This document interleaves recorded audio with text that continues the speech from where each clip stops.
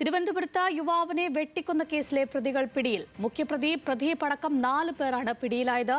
പുലേനാർ കോട്ടയ്ക്ക് സമീപത്തെ കാട്ടിൽ നിന്നാണ് പ്രതികളെ പോലീസ് കസ്റ്റഡിയിലെടുത്തത്.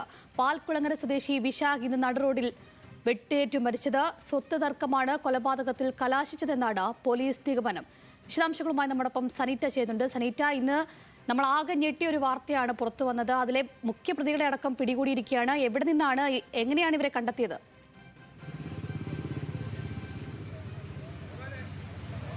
അഞ്ജലി സൂചിപ്പിച്ചതുപോലെ തന്നെ പുലിയാർ കോട്ടയ്ക്ക് സമീപത്ത് ഈ കാട്ടിനുള്ളിൽ നിന്ന് തന്നെയാണ് ഇന്ന് പ്രധാന ഈ പ്രതിയായ പ്രദീപ് ഉൾപ്പെടെയുള്ള 4 പേരെ ഇപ്പോൾ പോലീസ് കസ്റ്റഡിയിലെടുത്തിട്ടില്ല, പിടികൂടിയിരിക്കുന്നത്.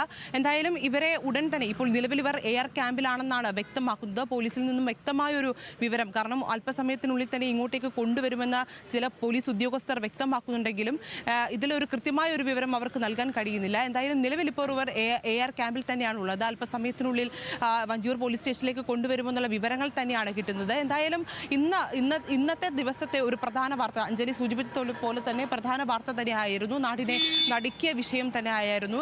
ഇന്ന് 2:30 കൂടിയാണ് ഇത്തരത്തിൽ ഈ പ്രതിയെ ഈ വ്യക്തിപരമായ വൈരാഗ്യത്തെ തുടർന്നും ഈ വസ്തു തർക്കത്തെ തുടർന്നും വഴി തർക്കത്തെ തുടർന്നുമൊക്കെ ഇത്തരത്തിൽ വൈശാഖിനെ വെട്ടി പരിക്കേൽപ്പിക്കുന്ന ഒരു വിശാഖിനെ വെട്ടി പരിക്കേൽപ്പിക്കുന്ന ഒരു സാഹചര്യം ഉണ്ടാകുന്നത്.